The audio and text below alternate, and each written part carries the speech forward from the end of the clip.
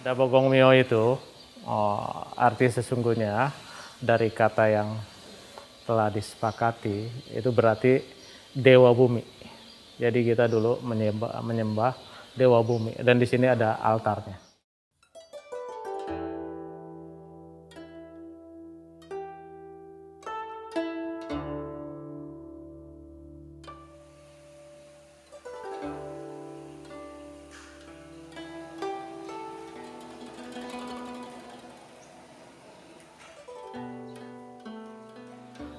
Asal muasalnya dulu menurut cerita ya, mungkin udah ada di YouTube, pada saat bertemunya seorang juru masak Sampokong Cengho yang bernama Sampo Suisu bertemu dengan Ibu Sitiwati dan akhirnya mereka menikah dan menetap di sini.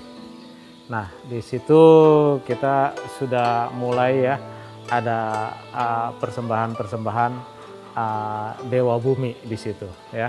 Memang dari dulunya sebelum mereka menetap di sini itu sudah ada, tapi setelah mereka datang atau menikah menetap di sini itu juga altarnya diperbesar lagi.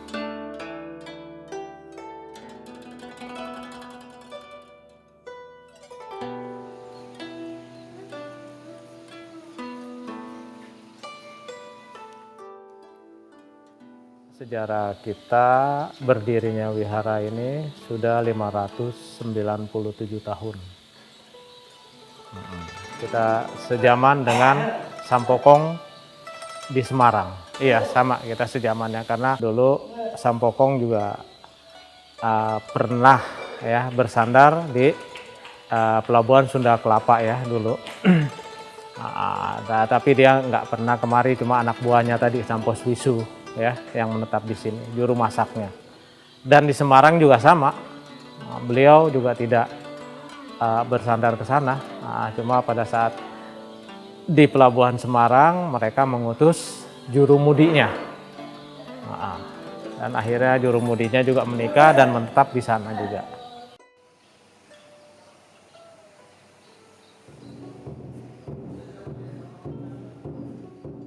Kita pluralisme ya, kebetulan kita ini Sampo Suisu menganut Muslim ya. Dulunya juga memang ya, di sini adalah Muslim, tapi karena memang orang-orang Chinese ya menghargai leluhur para leluhurnya ya, jadi mereka datang menyembah dan menganggap dia sebagai dewa. Kebetulan di situ masih ada silsilah Chinese-nya. Pertama kita harus menyembah ke Tuhan dulu ya. Tuhan itu adalah yang disebut Tian Tikong. Kedua ke Gyokong Siangte sebagai penjaga pintu gerbang, ya istilahnya penjaga dewa yang kita agungkan. Sebelumnya kita kulo nuwun permisi dulu ya. Nah, selanjutnya kita ke tuan rumah, ke altar Sampo Suisu dan Ibu Sitiwati. Dan selanjutnya lagi kita ke altarnya Sampo Taijin atau Sampokong atau sebut juga Cengho. Nah, selanjutnya lagi kita juga ke altarnya Kong Cho Seng. Kong Cho Seng dulu adalah seorang yang merawat wihara ini, gitu loh. Tapi karena berhubung sejamannya dengan Sampo Suisu, ya, Kong Cho Sampo Suisu dan Ibu Sitiwati, makanya mereka juga disembah, ya, punya altar tersendiri juga. Dan selanjutnya kita ke Dewa Langit dan Dewa Bumi, ya paling depan. Dan kita seterusnya ke Dewa Macan Putih, Dewa Macan Putih.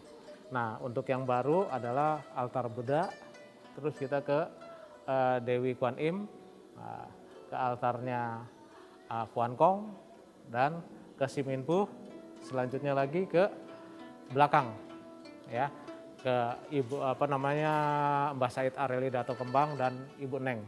Beliau adalah orang tua dari Ibu Sitiwati.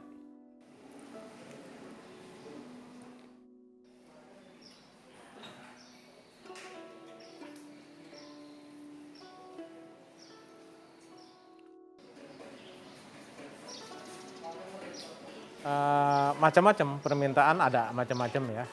Kalau ke Tien Tikong kan kita pertama-tama adalah kita harus menyembah dulu ke Tuhan kita ya.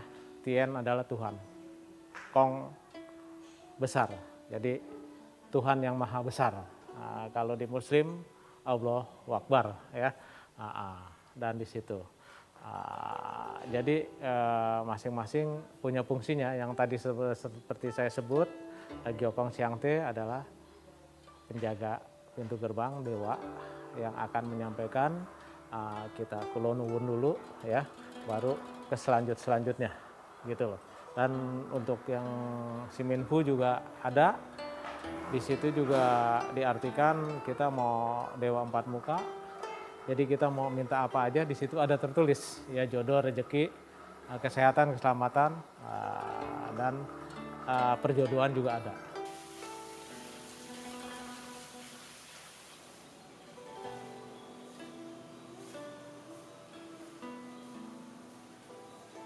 Dan untuk Dewi Kwan Im mungkin kita tahu, kita pengen semuanya ada welas asih ya.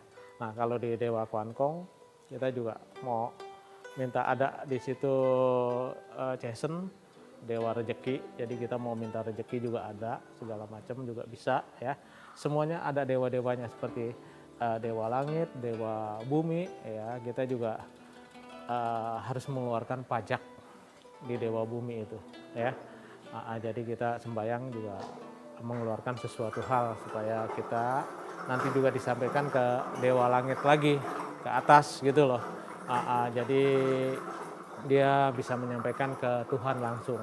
Dan yang di sana lagi Dewa Macan Putih adalah dewa kita untuk membuang sial.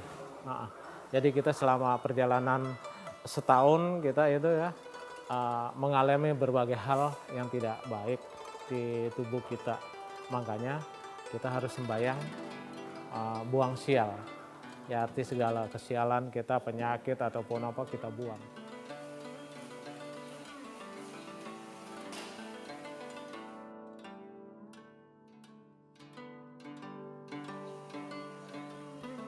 Ya untuk tahun-tahun ini kita udah beberapa tahun semenjak pandemi kita nggak ada persiapan ya. Paling kita menulis-nulis untuk lilin, bersih-bersihin ini ya. Karena kita juga rasanya untuk menyambut tahun baru Imlek kita ya kemungkinan kita cuma masang-masang lampion yang seperti dilihat. Cuma itu aja, ya nggak seperti tahun-tahun yang lalu sebelum pandemi gitu ya.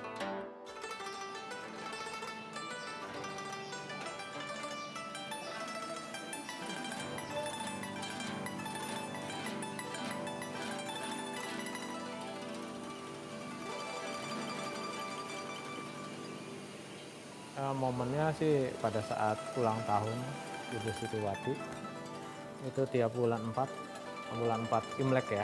Berarti kalau nasional itu bulan 5. Dan ulang tahun Kongco Sampo Swisu itu di bulan 8 atau bulan 9 kalender nasional.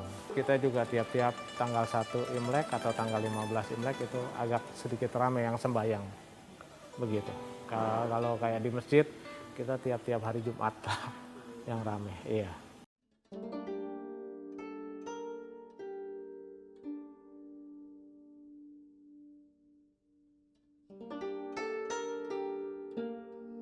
Iya kita ya bersih-bersih lah seperti Adipura kan menilai kebersihan ya kan. Terus pluralisme antara agama satu sama lain ya. Dan di sini juga kebetulan kita juga nggak terlalu macam-macam ya, artinya kita punya ketersendirian ya, artinya dengan suasana yang asri gitu ya.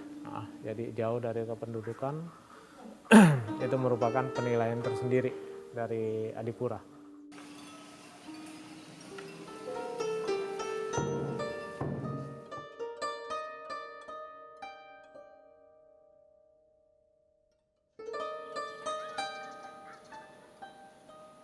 Kemungkinan kita nanti perayaan dari jam 6 pagi sampai jam 6 sore aja.